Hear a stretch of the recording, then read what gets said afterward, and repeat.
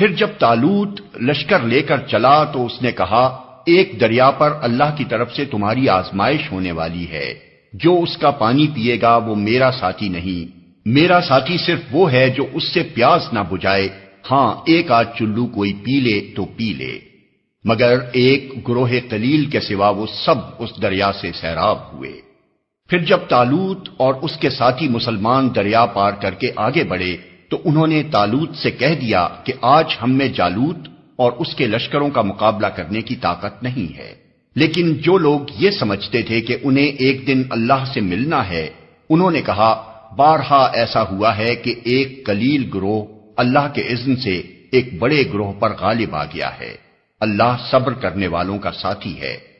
اور جب وہ جالوت اور اس کے لشکروں کے مقابلے پر نکلے تو انہوں نے دعا کی، اے ہمارے رب، ہم پر صبر کا فیضان کر،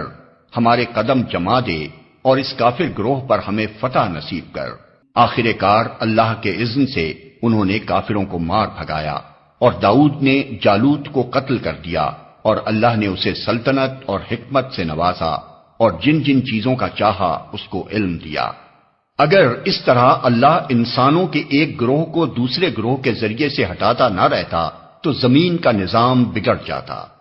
لیکن دنیا کے لوگوں پر اللہ کا بڑا فضل ہے کہ وہ اس طرح دفع فساد کا انتظام کرتا رہتا ہے۔ یہ اللہ کی آیات ہیں جو ہم ٹھیک ٹھیک تم کو سنا رہے ہیں، اور تم یقیناً ان لوگوں میں سے ہو جو رسول بنا کر بھیجے گئے ہیں۔ یہ رسول جو ہماری طرف سے انسانوں کی ہدایت پر مامور ہوئے، ہم نے ان کو ایک دوسرے سے بڑھ چڑھ کر مرتبے عطا کیے۔ ان میں کوئی ایسا تھا جس سے خدا خود ہم کلام ہوا،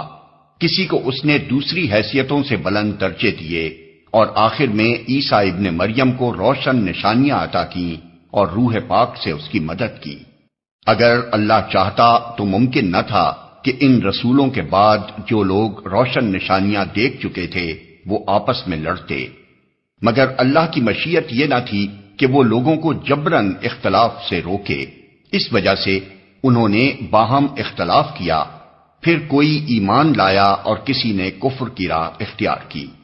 ہاں اللہ چاہتا تو وہ ہرگز نہ لڑتے، مگر اللہ جو چاہتا ہے کرتا